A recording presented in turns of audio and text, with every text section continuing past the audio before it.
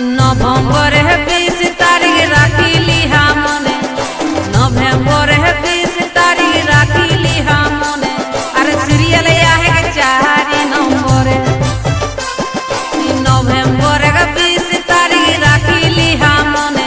अरे सीरियल आहे के 4 नंबर।